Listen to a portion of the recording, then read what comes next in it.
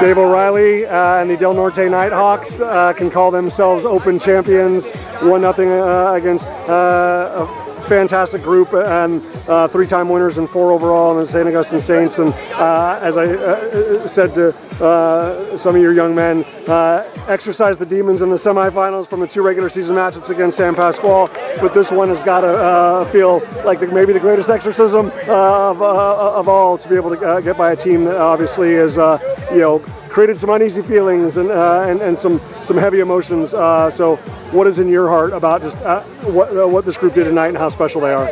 Yeah, obviously you nailed it. I mean, Coach Brendan over at Saints, he's done a phenomenal job. 4 open finals in a row and 3 against us, and he's found a way to win 3. And we knew it was a tough battle. We lost the last 2 to him in his program. So, we put a lot of stress on that feeling from last final to this final, and everything we've done all season since day one is geared towards what we've learned, what my staff and I have learned, and our captains, our returning players, and what it felt to lose to that team. And I think it would be against them. I honestly didn't think they would make it again a 4th year, but that fueled us to make sure that we paid attention to every single detail, every single night at practice, every single game, every single film that we watched. Just leave everything on the field and have no regrets. And we woke up this morning, we did the film, and we talked about this team and the history, not just for our program, our first Open Championship, Del Norte's first Open Championship for any program. Absolutely. So we made a lot of history tonight. And on a day when the girls went in overtime, so we got a double feature. Our girls win. I'm really proud of Coach Jose and everything he's done for that. Another good friend of mine. And just what a day for Del Norte and soccer, for the community of 4S Ranch. And just couldn't be more proud to do what I do along with Coach Tim, he's a fantastic coach to have on the staff. So we're extremely blessed and proud to be here. Most definitely.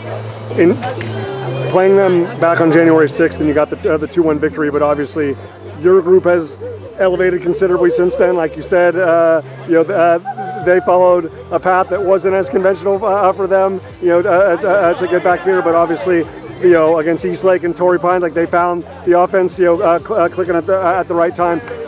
What did you feel like from the film and just the way they evolved that you needed to remind the guys of being most mindful about today? Because while you did play them before, it's essentially almost 7 weeks ago. Like one is not, it's the same uniforms and same young men, but not the same team.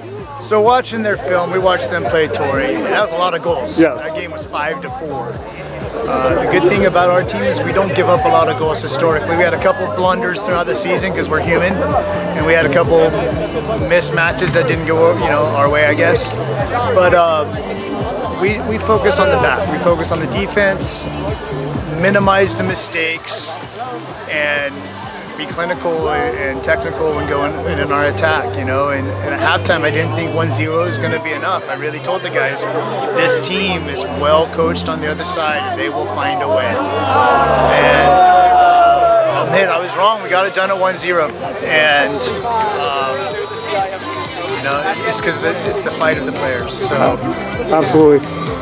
Speaking of defense, I know Michael Alvarado was not in this setting last year. He was not even in this setting at the start of the season for you guys.